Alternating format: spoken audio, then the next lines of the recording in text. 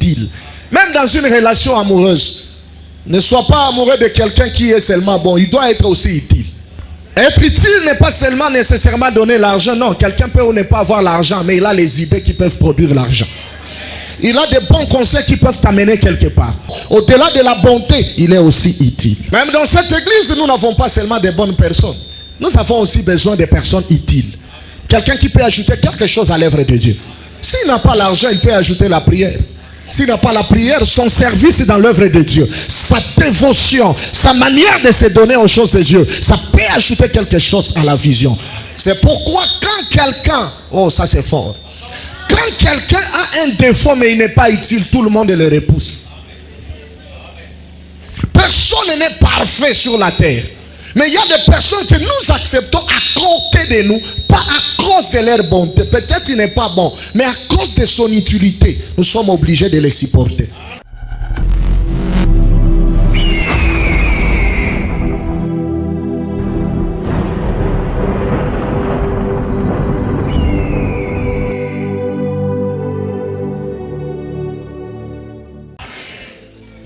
Nous parlons de l'histoire d'un roi qui était fort. Mais il n'était pas fort à cause de lui-même, il était fort parce qu'il avait un général. Hier, je vous ai parlé de deux types de leaders.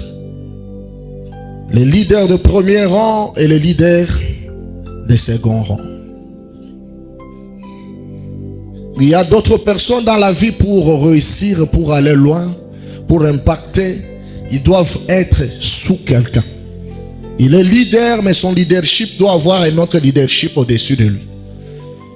Naaman, c'était un général, c'était un leader. Mais au-dessus de lui, il y avait le roi. Chose étonnante, c'est Naaman qui remportait des victoires pour l'armée. Il allait en guerre, il se battait et il remportait la victoire.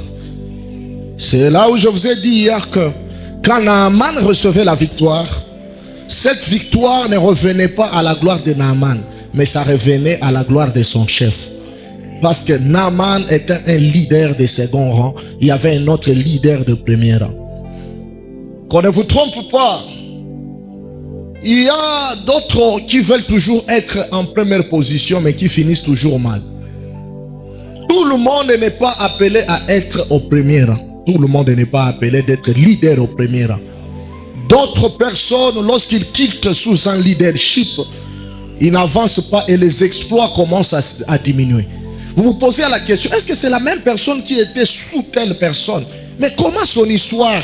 C'est parce qu'il n'a pas la révélation de sa position dans le monde spirituel. Il ne savait pas ou il ne sait pas s'il est leader de premier rang ou bien s'il est leader de second rang. Il était leader de second rang, il était un général, il remportait des victoires. La Bible l'appelle un homme vaillant et fort. Mais il y a quelque chose qui s'ajoute. La Bible dit, mais il était lépreux. Il est un homme vaillant, il est un homme fort. C'est un général, mais lépreux. Tout homme sur la terre ne manque pas un mais. Il y a un mais toujours quelque part qui t'accompagne.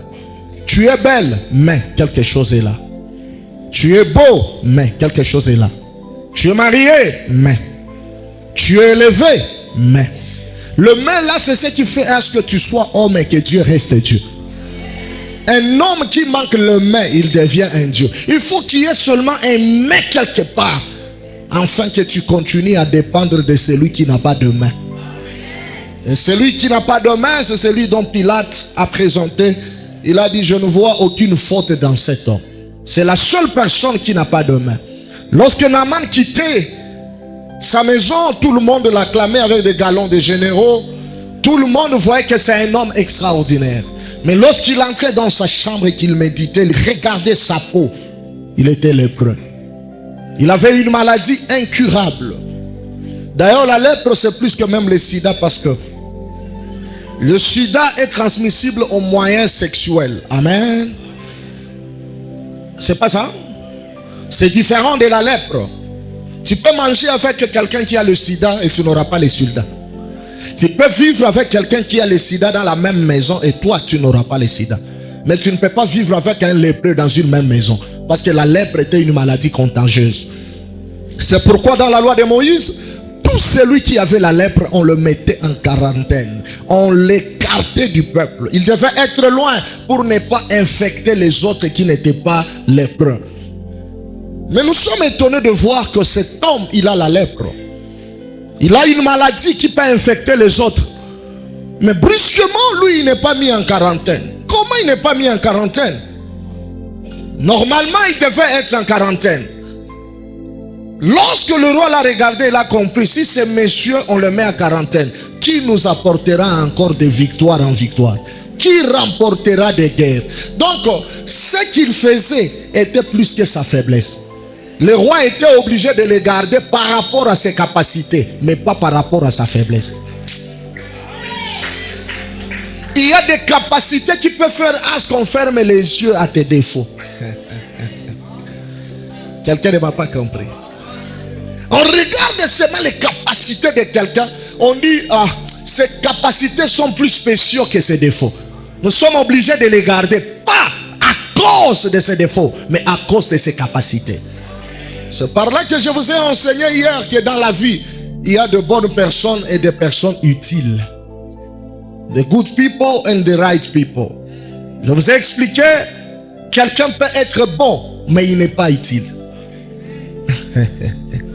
Il est bon, mais il n'est pas utile. Il est là. C'est le souverain sacrificateur dans Luc 10, 30 à 35.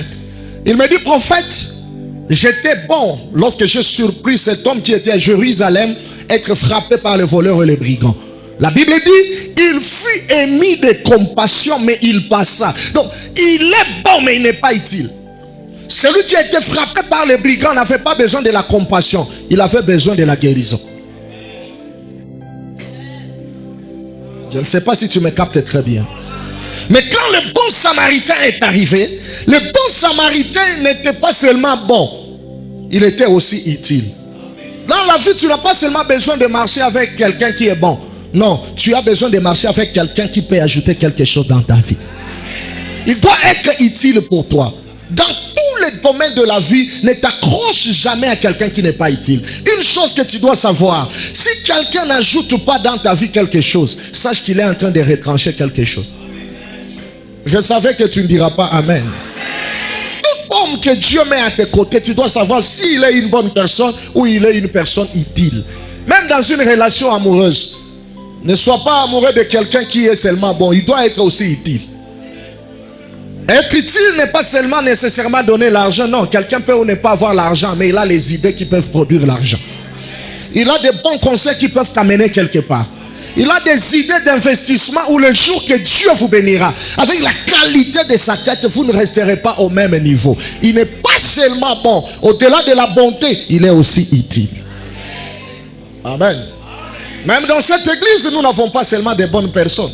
Nous avons aussi besoin de personnes utiles. Quelqu'un qui peut ajouter quelque chose à l'œuvre de Dieu. S'il n'a pas l'argent, il peut ajouter la prière. S'il n'a pas la prière, son service dans l'œuvre de Dieu, sa dévotion, sa manière de se donner aux choses de Dieu, ça peut ajouter quelque chose à la vision. C'est pourquoi quand quelqu'un, oh ça c'est fort, quand quelqu'un a un défaut mais il n'est pas utile, tout le monde le repousse. Personne n'est parfait sur la terre. Mais il y a des personnes que nous acceptons à côté de nous, pas à cause de leur bonté. Peut-être qu'il n'est pas bon, mais à cause de son utilité, nous sommes obligés de les supporter. C'est pas lui qui peut faire ça. Je parle même aux mariés. Je parle surtout aux mamans. Quand elle est déjà dans le mariage, elle pense que c'est fini. Quand tu entres dans le mariage, c'est pas fini, ça commence. Quelqu'un n'a pas compris. Quand tu entres dans le mariage, cherche à être une femme utile pour ton mari. Ne sois pas là seulement pour remplir des toilettes. Oh, je ne sais rien faire, je n'ai pas étudié. Gagner la vie n'a rien à voir avec les études. Les études sont un facteur. Mais il y a des capacités innées, des talents innés qu'on n'apprend pas à l'école. Mais avec ces talents-là, tu es capable d'ajouter quelque chose à ton mari et à l'évolution de ta famille. Tout le monde ne va pas parler français au bureau. Tout le monde ne va pas parler anglais. Mais sache que Dieu n'est pas injuste. Dieu est juste. Peut-être que tu ne connais pas parler anglais, mais tu as un don naturel de commerce. Je ne sais pas si quelqu'un m'a compris. Quand tu touches quelque chose, même si c'est 10 000 francs, après 6 mois, ça arrive à 1 000 $. Après une année, ça arrive à 10 000 $. Ce n'est pas la magie, c'est un don naturel. Cherche à être utile. Ne cherche pas à être bon. J'ai vu quelqu'un abandonner une bonne femme pour une femme qui est utile. Et là où il part, il dit, ah, ma femme était bonne. Mais pourquoi tu l'as abandonnée? Elle était bonne, mais elle n'était pas utile. C'est pourquoi la Bible dit, je vous ferai une femme qui sera une aide semblable. Donc Dieu n'a pas donné à Adam une femme bonne. Elle a donné à Adam une femme qui est une aide, mais semblable.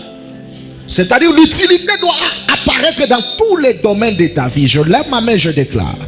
Après la prédication de cette semaine, tu seras utile devant ta femme, utile devant ton mari, utile dans la société, utile dans ton pays, utile dans la province. La bonté ne suffit pas pour toi. Au-delà de ta bonté, que tu sois utile au nom de Jésus-Christ de Nazareth. Je finis par ici.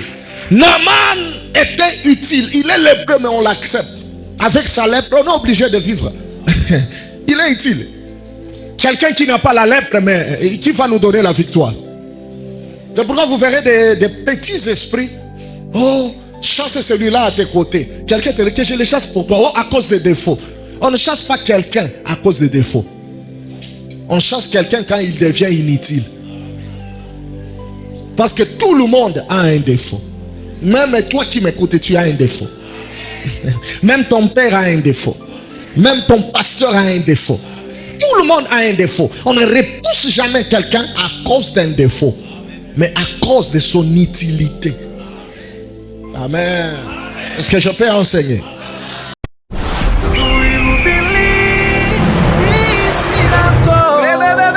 Supernatural dunamis power. Are you hearing me?